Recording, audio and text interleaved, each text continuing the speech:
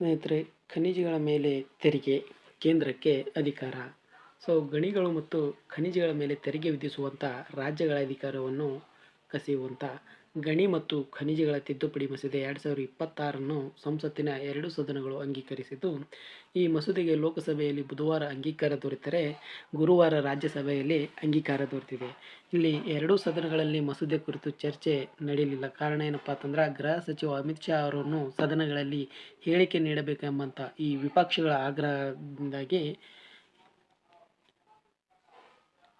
ಇನ್ನು ಅದೇ ರೀತಿ ಈ ಘೋಷಣೆಗಳ ಮಧ್ಯೆ ಏನಪ್ಪಾ ಅಂತಂದ್ರೆ, ಈ ಮಸೂದೆಗಳ ಅಂಗೀಕಾರ ದೊರೆತಿದ್ದು, ಈ ರಾಜ್ಯದ ಸ್ವಾಯತ್ತ ಏನಪ್ಪಾ ಅಂತಂದ್ರೆ ಅಧಿಕಾರವನ್ನು ತೆರಿಗೆ ಆದಾಯ ಪಡೆಯುವ ಹಕ್ಕನ್ನು ಈ ಮಸೂದೆ ಕಸಿಯುವುದಿಲ್ಲ. ಆದರೆ ದೇಶಾದ್ಯಂತ ಗಣಿಗಳು ಮತ್ತು ಖನಿಜಗಳಿಗೆ ಒಂದೇ ರೀತಿಯಲ್ಲಿ ದರ ನಿಗದಿ ಮಾಡಲು ಈ ಮಸೂದೆ ಉದ್ದೇಶಿಸಿದೆ ಎಂದು ಗಣಿ ಸಚಿವರಾದಂಥ ಜಿ ಕಿಶನ್ ರೆಡ್ಡಿ ರಾಜ್ಯಸಭೆಯಲ್ಲಿ ಹೇಳಿದರು.